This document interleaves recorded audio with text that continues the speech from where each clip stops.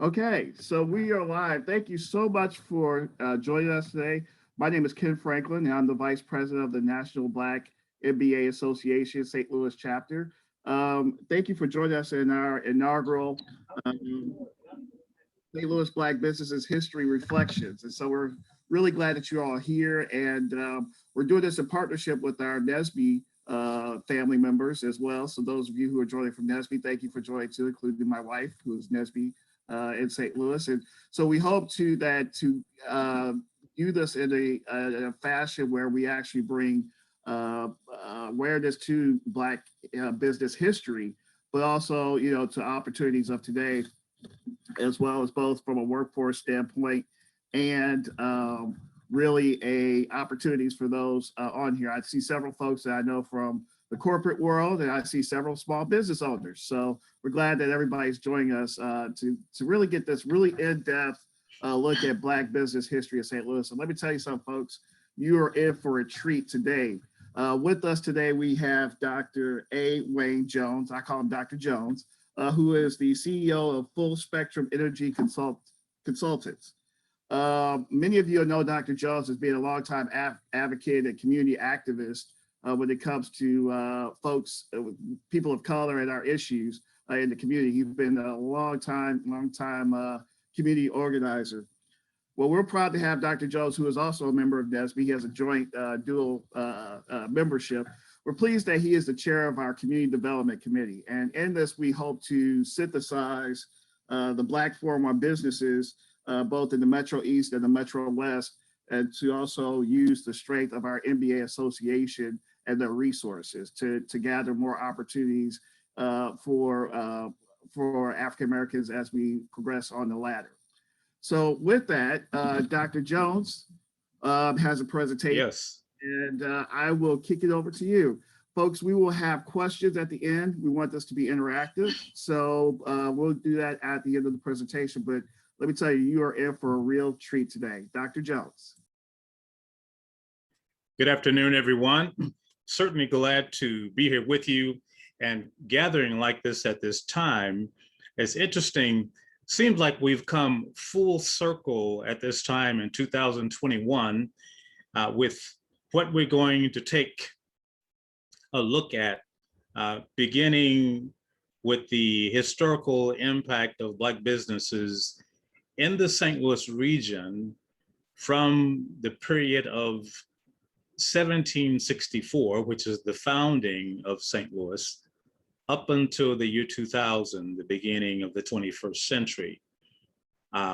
This theme actually is an annual theme in which we'll be presenting 4 quarterly venues, each about 45 to an hour long, 45 minutes to an hour long, in which we'll take a look at how the area has progressed and what the impact has been of Black businesses, Black entrepreneurship in the progression of the area, but particularly how it has impacted us in our march forward.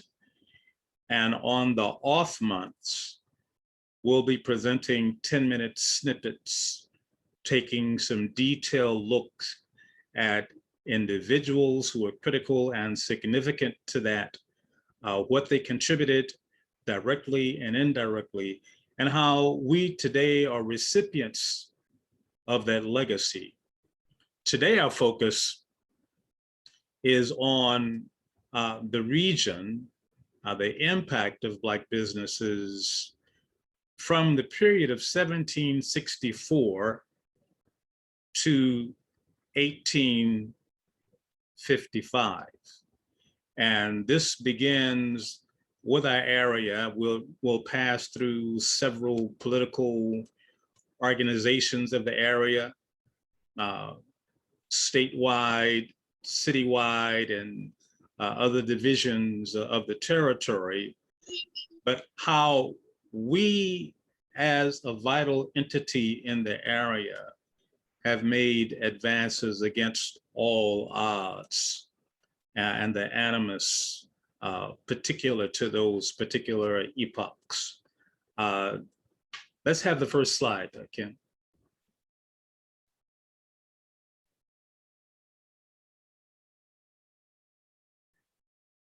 First, we look at the Black presence in the St. Louis region from 1764 to 1855. In the Metro East and West, what's interesting is that at the time of the founding of St. Louis, 1764, by Auguste Chouteau, on the right in your screen, he's significant because he's listed in the historical narrative as a French Creole who, with his stepfather, Pierre Leclerc Leguiste, his stepson, 13-year-old, 14-year-old stepson, depending on which documents you read, who was the co-founder of St. Louis. But as a Creole, we understand the ethnicity of Auguste Chouteau, who was of French and African ancestry. At the time when he and his father, Pierre Leclerc, entered the area, they were looking for an optimum slave trading, or rather fur trading location. And St. Louis and the bend of the river was a choice place. It's interesting today that in some narratives, what we're told is that the south leg, at the base of the south leg of the arch, is supposedly the very spot on which St. Louis Village was founded. So the next time you're downtown and you're at the arch, at the south leg, supposedly, according to the narrative, that's the very spot that was planted on which the city began. We'll be looking at the character of the region during this period, what the Metro East and West was, how it has morphed over time, the significant entrepreneurs who made contributions, and also the historical and economic impact that these significant individuals have made on the area. Next slide.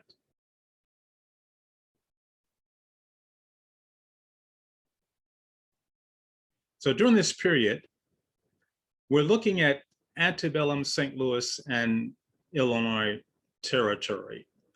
At the time, of course, St. Louis was founded.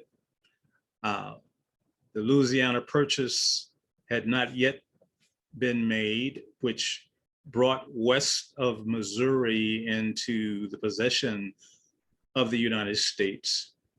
And the St. Louis region at that time actually was, if you will, a suburb of the Mississippian civilization on the Illinois side, which interestingly had gathered the name Little Egypt. And in ancient Egyptian culture, the west side of the river, and in one book that was written by Mark Twain called the Mississippi River, he referred to the Mississippi as the Nile. And under that rubric, at the time of the founding of St. Louis, this would have been, in the parlance of ancient Kemet, ancient Egypt, Amenta, meaning the land of the West, the land of the spirit, the land of repose, the place of eternity, the invisible world, if you will.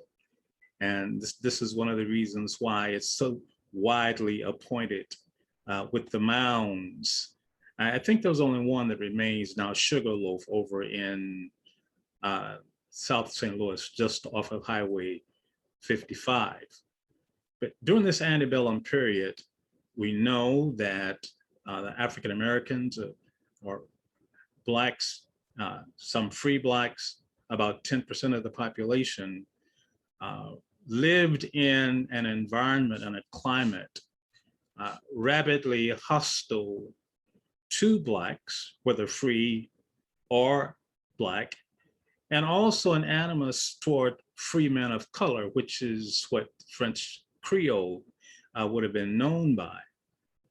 Although the Illinois Territory was actually a free area, their attitude toward Blacks, free or slave, was actually no better than the Missouri side. So we're talking about our people who lived during antebellum time in very obvious and few subtle uh, instances of hostility toward their freedom, a very person.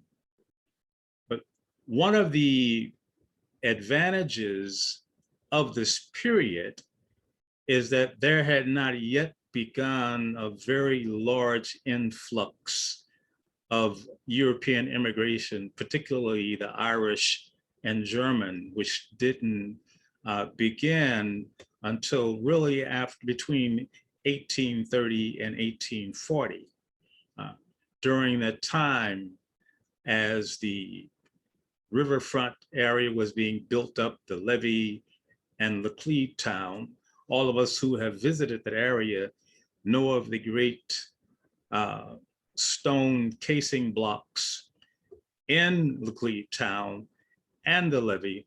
All of those were laid, in some instances, crafted by our predecessors, enslaved predecessors.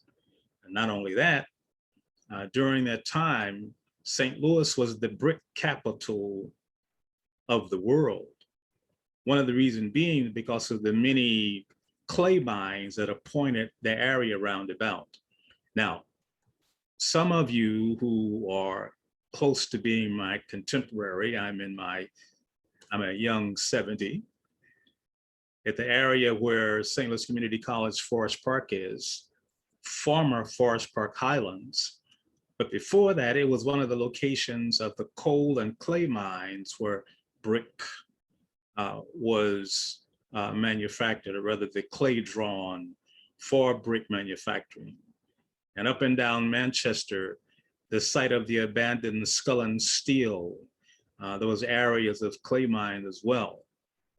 And our forebears made those bricks, mined the clay, and bricks of that time were what were called 12-pound bricks, the very heavy, durable bricks, nothing like what is made today.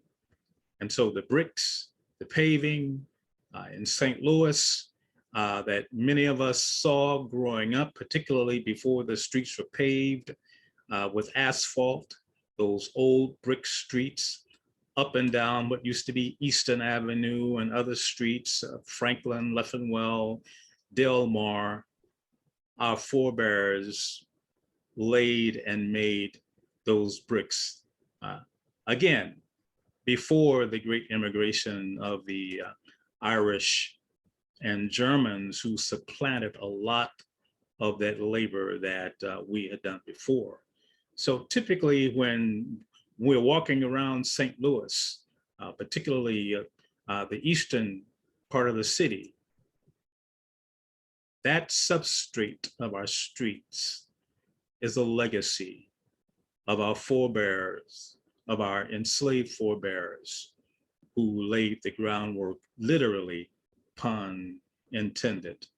But through this time, as time went on, there were free Blacks who purchased their freedom and became entrepreneurs as well.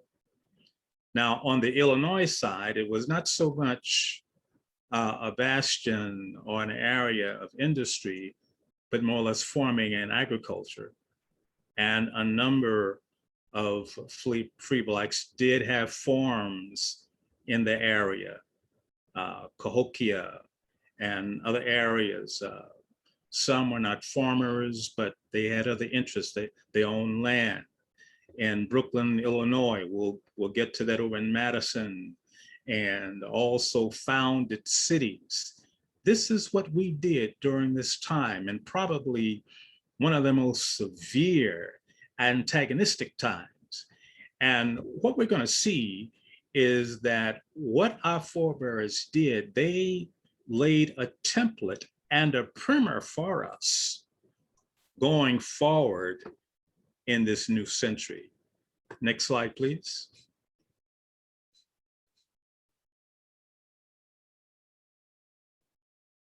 Now, the character of the region is very interesting because as we move from 1764 into the beginning of the 19th century, there was great turmoil taking place. The city was founded during the pre-Civil War time, but there was conflict brewing. And as always, we were at the center of that. We were not only involved in key places in the Civil War, pardon me, the Revolutionary War. I'll tell you an interesting story. We've all heard of the so-called tale of the ride, the midnight ride of Paul Revere. Well, what's interesting is when Paul Revere started out to announce the coming of the British, he was captured within 1 hour of setting out to warn the other settlers. That night, when the ride took place, and over those several days, there were actually 5 riders, 4 men and 1 16-year-old Caucasian girl. But on the same night that Paul Revere began to ride, he didn't complete the warning. He was captured and jailed. The gentleman that completed the ride and actually did warn the colonists was a 24-year-old physician by the name of Samuel Prescott, who did escape the British who attempted to capture him. And by the way, he was a free Black man. And so at the very beginning of the nation's independence, we were significant in being involved in warning and bringing the nation to a vigilance and opposition against the British oppression. Just an aside. But in the St. Louis area, during that time, Great Britain was not happy with the way things had gone. So in the year 1780, there was what was called the War of St. Louis. Not widely reported, not widely written about, but it is key to our study because at that time, Okochado was a young man around 20, 21 years old. He fought in that war. I believe he was a sergeant, and he was among those who manned the fort of St. Louis down near the riverfront. And they had built the fort because they heard that Britain was planning a raid on St. Louis being a key location geographically, militarily, and as far as natural resources.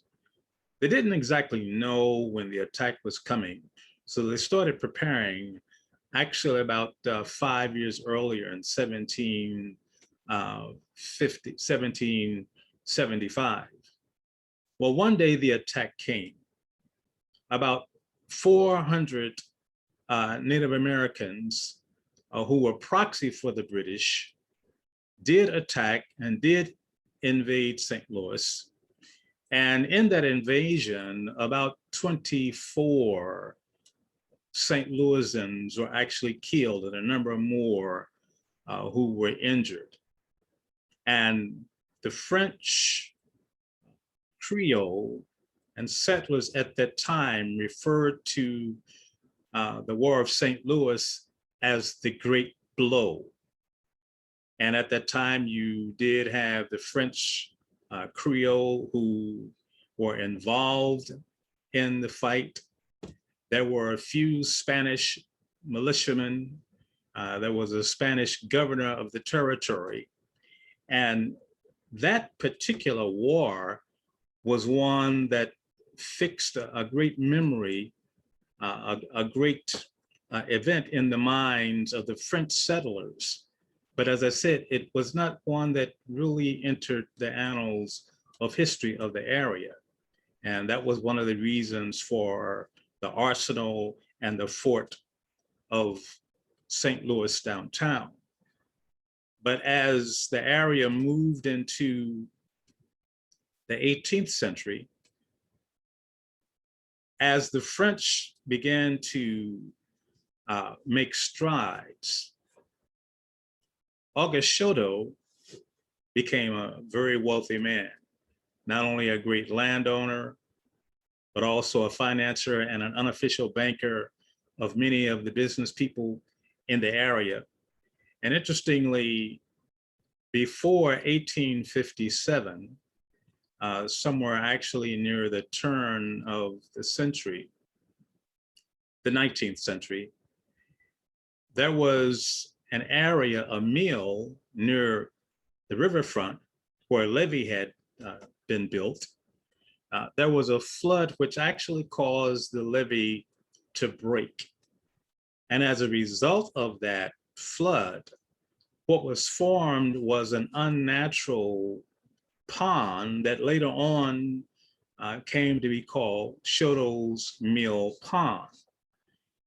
And that pond, as a result of the break in the levee and that flood, extended from the area that we now know today as Second and Market up to Vanderveer from east to west.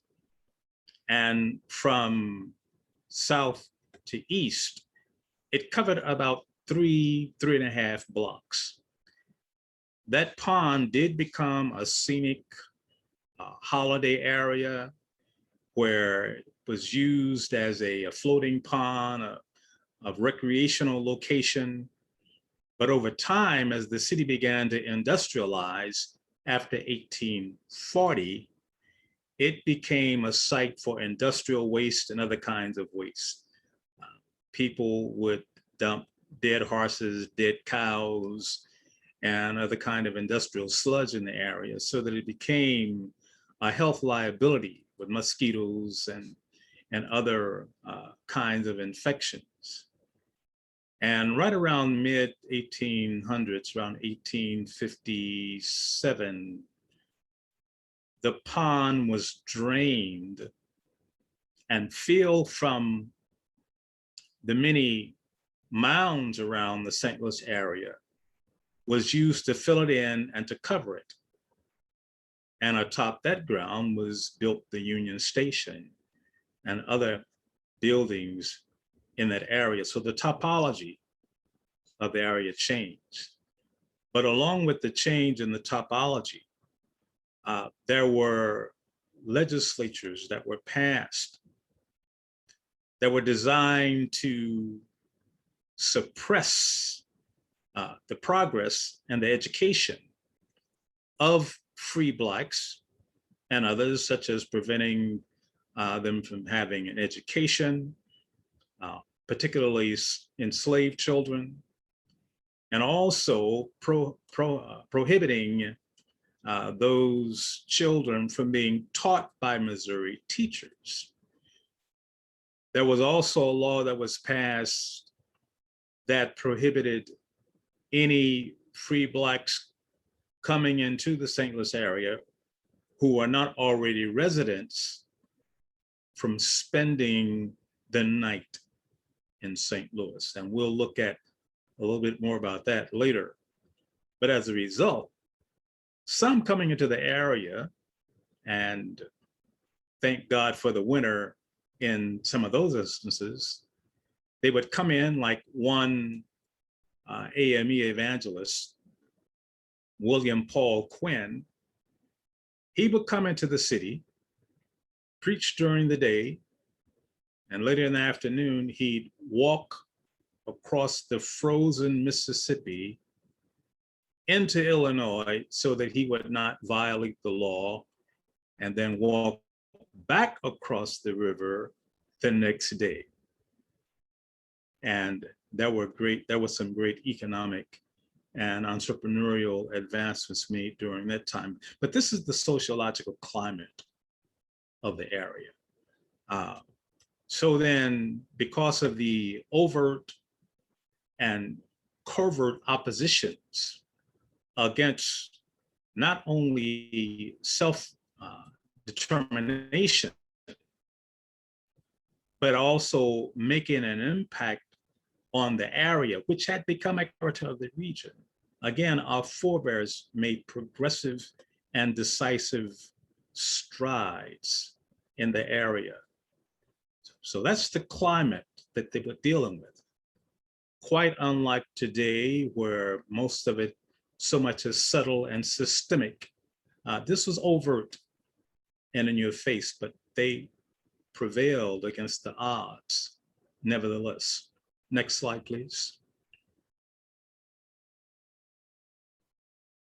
Now, the entrepreneurs of this area, our Black entrepreneurs, they fall into 7 categories, and we're going to take a look at those.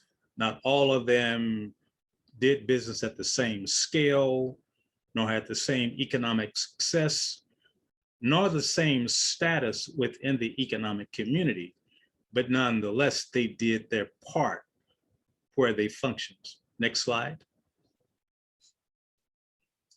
Now, the business scales and categories, there were 6 wealth building categories of free Blacks and free men of color. Now, by free men of color, we're referring to the French Creole, such as Auguste and others who came with him, who primarily initially were fur traders, who became real estate speculators, landowners, financiers, got into politics.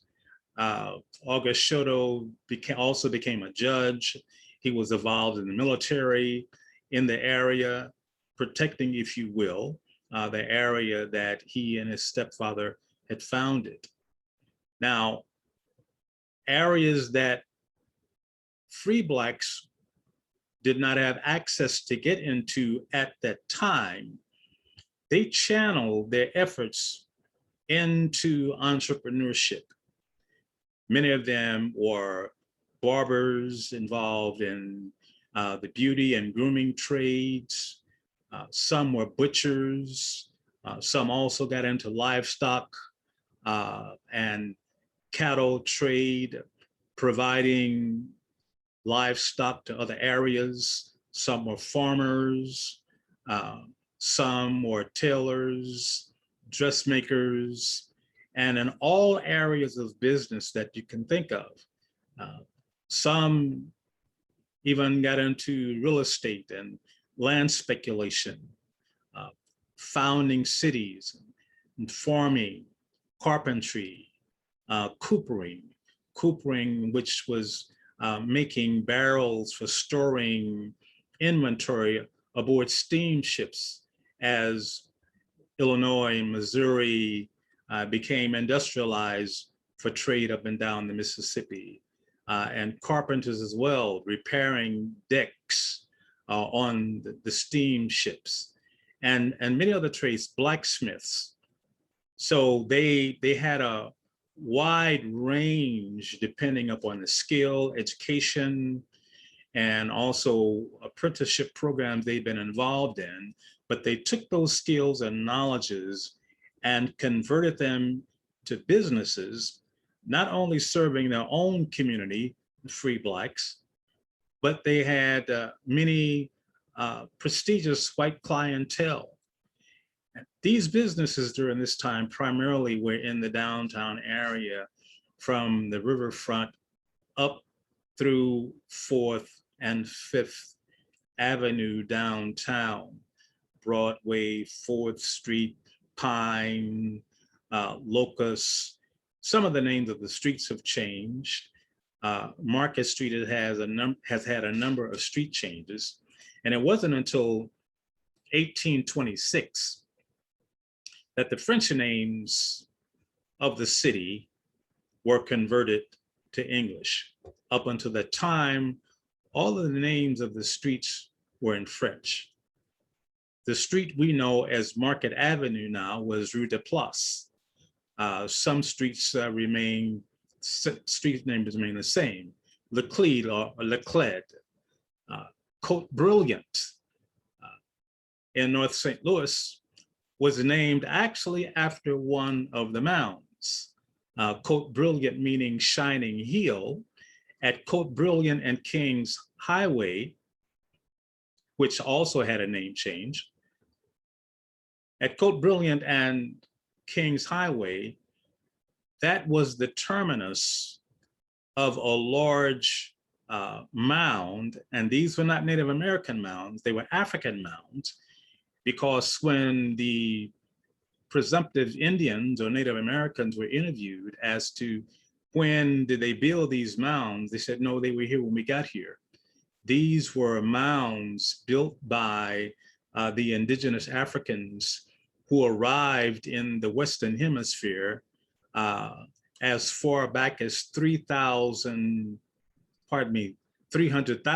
BC to 56,000 BC. And they were mound builders, and we'll find mounds all around the equatorial band of the planet, as well as in Antarctica. And these were the Twa people, the diminutive Africans, which are called by some pygmies, great workers of stone. But nonetheless, Côte Brilliant was the name of the mound at that area. And it was called Shining Hill because it was made of an earth clay construct that was luminous or highly reflective. Well, that mound was taken down and the soil was used as fill for the Mopac railway line. So we find the names of the streets were changed. And I believe a few years ago, there was a project that did add the original French names to the names of the streets downtown. But these businesses primarily were located in what we call the downtown St. Louis area, and what has become the government center around City Hall, Civil Court, 14th and 15th, Clark Avenue. These were areas that were the hot spot and residences of the free Blacks. Now there's a book written by Cyprian Clay-Morgan, written in 1858. He was a nephew of Pelagi Rutgers. And in his book, which is entitled The Colored Aristocracy of St. Louis, he speaks of specific free Black entrepreneurs in the St. Louis area at the time and gives details, based upon his firsthand knowledge of the kinds of net worth that these free Blacks amassed during this time. And from analyzing and looking at the record of the business that they did, we find that there were 6 categories of wealth building. One was $0 to $500. Of course, 2 was $501 to $5,000, up to 6, $100,000 plus. Now, what we have to keep in mind is that the numbers we're looking at here in current dollars represents a value of 20 times what is shown on the screen. And we'll talk about one of the free Blacks, Miss Pelagi Rutgers, after whom Rutgers Street is named in South St. Louis. She had a network of $500,000, which is comparable to 10 million in today's currency. And then finally, there were enslaved entrepreneurs who had not yet retained their freedom, but did hire out their work. And again, many of them are artisans, skilled laborers based upon entrepreneurship that they had experienced. And after working for a period of time, a number of them purchased their own freedom and that of their families and went on to do other phenomenal things. So that's the economic and the financial context within which these individuals that we'll be talking about operated in. And they were as diverse as we are today. Now, being part of the colored aristocracy meant that they were the elite of the free Black population. There were those in the free Black population who were not entrepreneurs, and they represented the larger impoverished class of free Blacks in St. Louis during that time. So that says something, doesn't it? Again, that's a template and a primer for us as we look at what they were able to accomplish, what they purposed to accomplish during a time such as this. Next slide, please. So as we look at the list of the free men of color, the free Black, and the enslaved entrepreneurs, there was August Shoto, which we spoke of. He was a free man of color from Louisiana, had wide holdings. Now, he died in 1829. And interestingly enough, John Berry Meacham, who will feature in this presentation, was contemporary with August Shoto for about 14 to 15 years.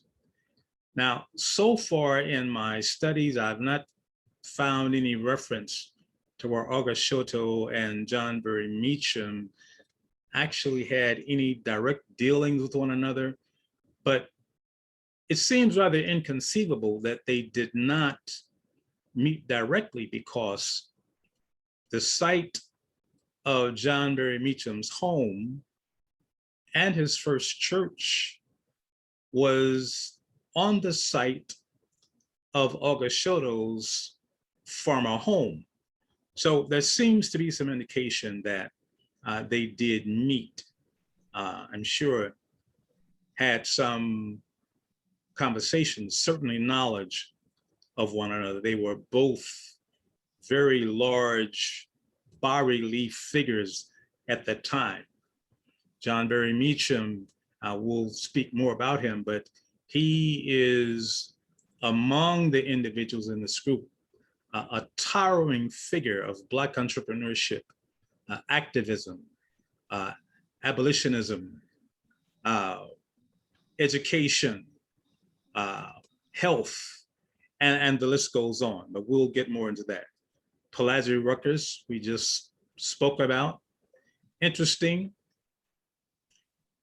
She purchased her freedom with $3 and over time became worth $500,000, 10 million in current currency. Now, she married a man by the name of Louis Ruckers, who who inherited his property from his white father, after whom he was named. And when they came to St. Louis, he brought the property with him. And so she inherited property through marriage. And where she lived in an area between 7th and Rutger, downtown South St. Louis, the mansion covered a half a block, and she owned other property.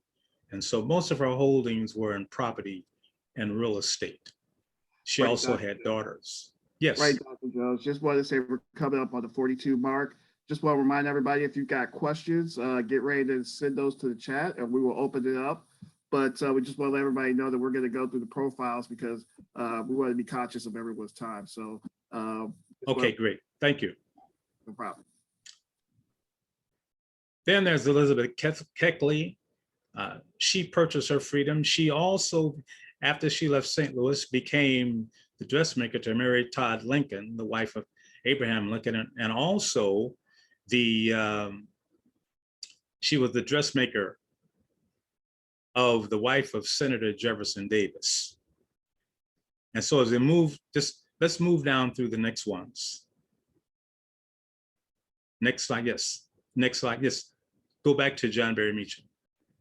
Yeah, John Berry Meacham founded a freedom school. The one he founded in his church was called the Tallowick School. One of his prominent students was James Milton Turner. Many of you know that name. He founded a clinic. He founded a temperance society. He founded a library. He had a business, a steamboat. He trained some 20 slaves to be carpenters and coopers, and also purchased their freedom. He had 3 locations of his church, the First African Baptist Church. The current location is at Cardinal and Bell. I've visited there many times. Next slide, please. Next slide, yes. Now, this young lady, she passed a number of years ago, was Pelagie Green Wren. She's the great-granddaughter of Pelagie Rutgers. Also, she was the first dancer in the Muni. And that's her husband, Charles Wren, who's the former chief of police of East St. Louis. Next slide, please. This is an illustration of Elizabeth Keckley. She wrote a book called Behind the Scenes about her life in the White House. Next. And the dress on the left is a dress that she designed exclusively for Mrs. Lincoln. Next slide.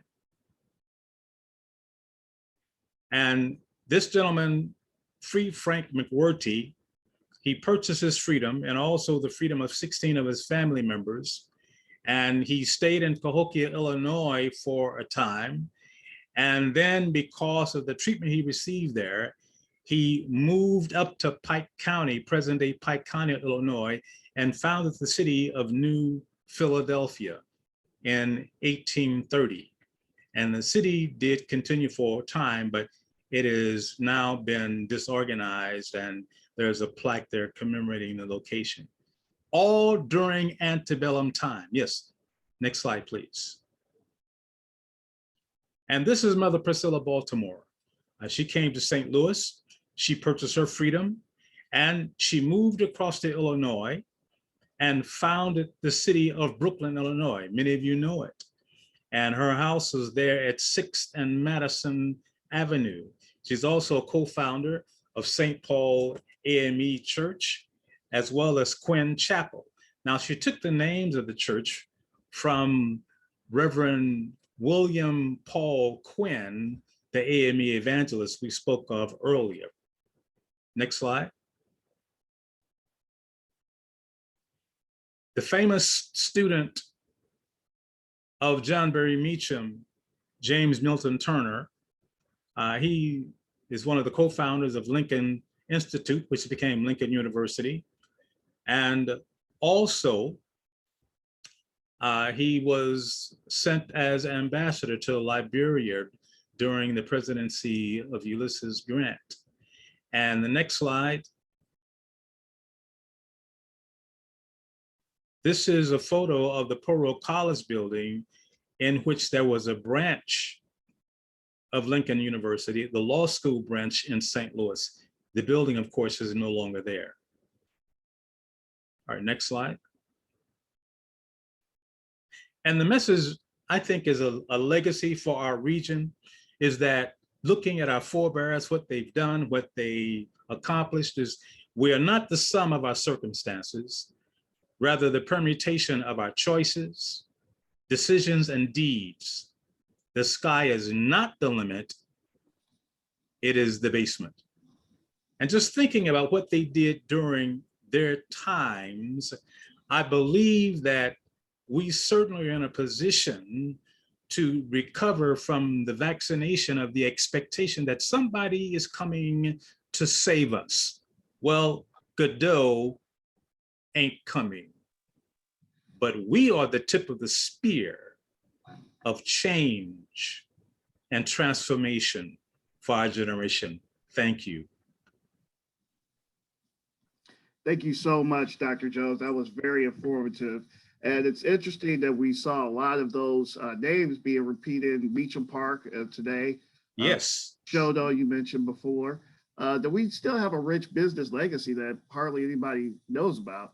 But certainly we could do that as professionals and making sure that we are increasing that awareness. So we want to thank everybody for joining us today. If there are any questions, we did have some, and I like the chat. Somebody said the sky is the limit. I like that.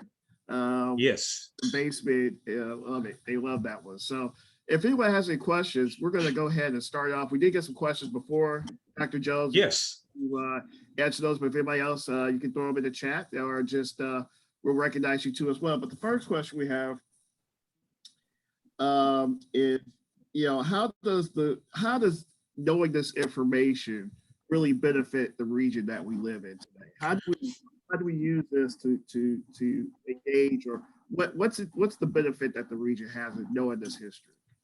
Well, the benefit of this history is that, first of all, we have been shown how to unlock the oppositions and the obstructions to advancement.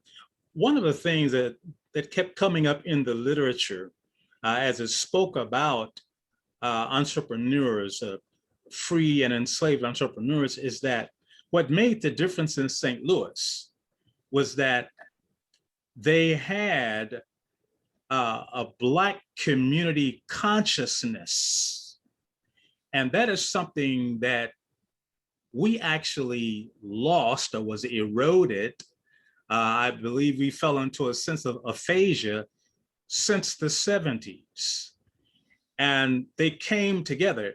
And all of us who are baby boomers can remember the times when we had businesses in our neighborhoods. We had our own cleaners, our own confectionaries, every business you can think of. We had it right in our own communities, but we opted for other things in other malls, and that reality has eroded. That is the key to that lock. And then another thing is that because the pattern has been demonstrated, it is an assurance to us that we can do it. Well, that's the second question actually that we had is, given the knowledge and things that we talk about here, is this, MBA School 101, is this scalable? Can we recreate this and provide the same value today? By all means. It begins with the choice and the will. Now, they didn't have it easy by any stretch of the imagination. And one of the things I wanted to emphasize too is that consider that they did not have the vote at that time, but because of their collective wealth, they were able to influence white tenants and white merchants who were dependent upon their expertise to vote according to their interests. Now that's powerful, isn't it? They didn't have the vote, but they influenced the politics of the day by using their wealth. And you know what? This is Powernomics 101 before Dr. Claude Anderson was even born. Yeah, and that's amazing because we talked about this before too as well. It wasn't just in St. Louis, but if you look around the country through the 20s and the 30s and beyond. Yes. I know this is in this session, we'll get to that a little bit later, but it was a measure of Black wealth, Tulsa and other places, Rosewood, that you could just— Durham, yes. Yeah, just booming kind of Black business wealth, creating other wealth, and in turn, having some of the most wealthiest Black people of our time. Yes. Okay. And again, I'm sorry, we could talk about this all day. You know, we can really talk about this all day, but we want to open up for anybody that just wants to unmute. You can go ahead and ask a question and Yes. give us that. But we do appreciate you all joining us, or if you just want to throw in the chat. I see a lot of comments in the chat that these are powerful things that we're talking about, and absolutely they are. And Dr. Jones, so folks, Cheryl saw you at another event, and she would like to reach out to you. So we'll reach out to anybody on the chat too as well.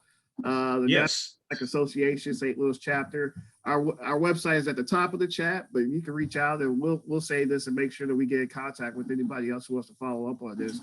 But understand Yes. this on a quarterly basis. So this is not just a one-time thing, right? Black Right. History is not just for February. Right. And these things on a quarterly basis, and we'll have different events in between featuring entrepreneurs or corporate folks to help this as well. And so I didn't know, Bob, did you have something you said? I saw you put your camera on. I was just saying if you wanted to unmute yourself and ask a question. No? Okay, I was just checking. Hey, Paula. Yeah, lots of folks on here. Again, this is Yes. the St. Louis chapter of the National NBAA Association, as well as NSBE. We're partnering to bring this forum to our Yes. community. And just like to congratulate everybody who's on here because you're the first to actually Yes. come to the series. So you're in the history books. Yes. We do appreciate you. Do we have a question from Atlanta, do we? Yes. So let me see if I can follow this. Okay. I'm looking at this question. I'm gonna check one before, but we have a question from Kathy Collie Jones, who we're all pretty familiar with. Yes. When is the next session? And thank you for the event. Okay. The next session. Now we have a snippet on April the 10th, which is a Saturday at 12. And our guest that day will be Mrs. Lynn Jackson, the great-granddaughter of Dred Scott. She will be presenting. And then the date for the next quarterly presentation is in July. I believe it's July the 10th at 12. Yes, and if you throw your email in the chat box and we don't have it, if you're not a member of our organization, we will add you to our list so we can definitely contact you the next time around. Yes. Website, but we are revamping our website. So those of you who know about website integrations know that you know our events and things will be updated. It's a process, but that will be coming out really, really soon. So we'll be able to contact you, but we do have our website at the top. Just know that we'll update those events very, very shortly when it's the new revamped website comes out. Great. So we'd love to keep in contact with all of you. I see Houston on the line too. Houston, Texas. Okay. Well, we want to thank you. If no one has anything else, Dr. Jones, outstanding job as usual. I love the profile. Thank you, sir. It's good to see for me to know some of this and hear the names, but actually know the stories behind them. Yes. If anybody's ever negotiating inside their company or with a vendor you're trying to do business with, and they want to talk about inclusion and diversity, just taking the show though. Right. And let them know that that is a part of the history of the inclusion in St. Louis. So yes. Without that, again, as the vice president of National NBAA Association St. Louis chapter, and Dr. Jones, our community development chair, we'd just like to thank all of you all for joining us. And again, if you put some information in the chat box, we'll be sure to get in contact with you and keep you up to date to our events. To the next one. Dr. Jones, any closing remarks that you may have?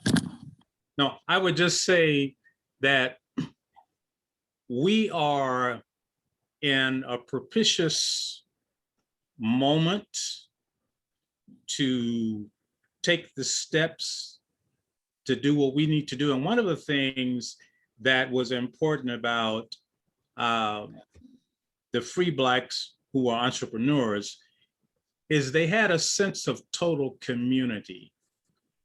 They were in contact and communication with one another. because they understood what was good for one was good for all. And they looked upon it, again, using the terminology of the literature, they looked upon it as a Black community consciousness. I like to call it a coherent agenda for the community. And I believe that's where we are. So in our conversations with one another, we each bring an aspect of it to the pot. And so we're looking at not alphabet soup, but succotash. And there you go. And you know what they say, if you're not sitting at the table, you're probably on the menu. So let's, as we move forward the agenda for Black businesses and Black looking at diversity in the workforce. So yes, issues that we do at the NBAs that we always consider with that. So thank you all for joining us and have a wonderful Saturday. All right. Bye-bye, everyone. And thank you for joining.